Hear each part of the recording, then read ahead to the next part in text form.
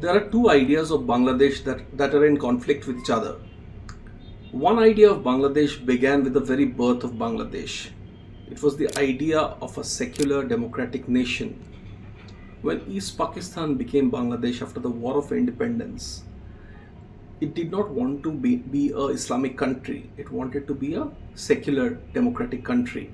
In fact, the founding father of Bangladesh, Sheikh Mujibur Rahman, had famously said, that this is a country that does not belong to Hindus, this is a country that does not belong to Muslims, this is a country that belongs to anybody who thinks of it as his or her country. And thereby began the journey of Bangladesh as a secular democratic nation, through many ups and downs, through military rule. Of course, soon after the birth of Bangladesh in 1975, there was the tragic assassination of Bangabandhu himself and much of his family. And then Bangladesh went through a period of much political turmoil. But that idea of Bangladesh remains till date.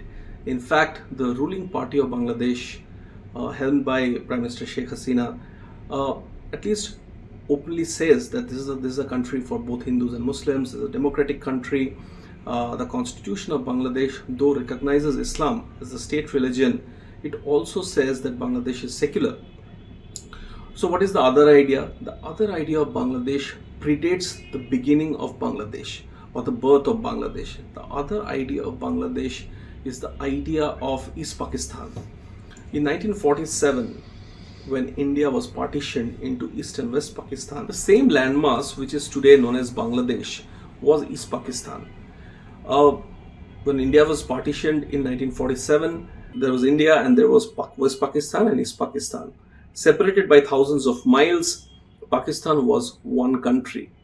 Now it continued like that, with West Pakistan ruling over East Pakistan in a sense, and East Pakistan is increasingly feeling the brunt of Urdu-speaking West Pakistan, very Punjabi West Pakistan, who was trying to tell them how to be, what language to speak, and which was under the East Pakistan basically was under the hegemony of West Pakistan.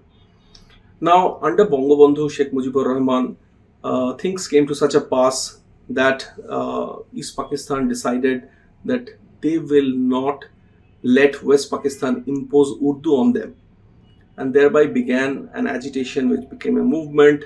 And then there was this brutal suppression of East Pakistanis, both Muslims and Hindus.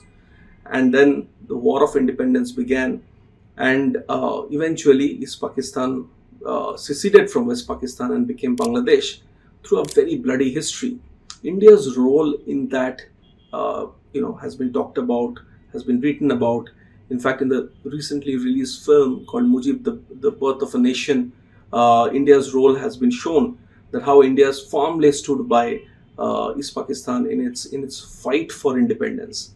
So thus began the journey of Bangladesh as an independent nation from 1971. But that idea of East Pakistan, of an Islamic nation, an idea where the Hindu and the Muslim were not bound together by a syncretic culture, remains in modern day Bangladesh, even though it was the very reason why East Pakistan became Bangladesh. Why do I say this? I say this because late last year to 2023, after the death of Jamaat's vice president Delwar Hussain Sayedi, there was an outpouring of public grief. Delwar Hussain Sayedi was a war criminal. The Bangladeshi courts, the current Bangladeshi government had said so.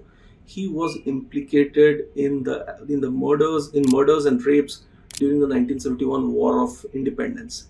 Now, after the death of such a man, if there is such an outpouring of public grief in modern day Bangladesh, it brings to the fore a very disturbing idea, which is the other idea of Bangladesh, which is that the idea of East Pakistan somehow remains in the bloodstream of today's Bangladesh. Now, these two ideas, the idea of a modern secular democratic country which calls itself Bangladesh, and the other idea, the idea of an Islamic East Pakistan, though it may be known by another name today, are in constant conflict with each other.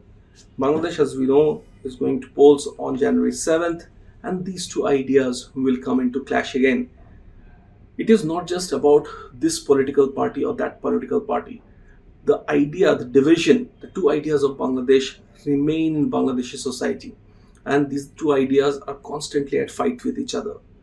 It is being said that this is an election that will see Sheikh Hasina come back to power in a historic fourth term. But will that mean the death of the other idea of Bangladesh? Maybe not.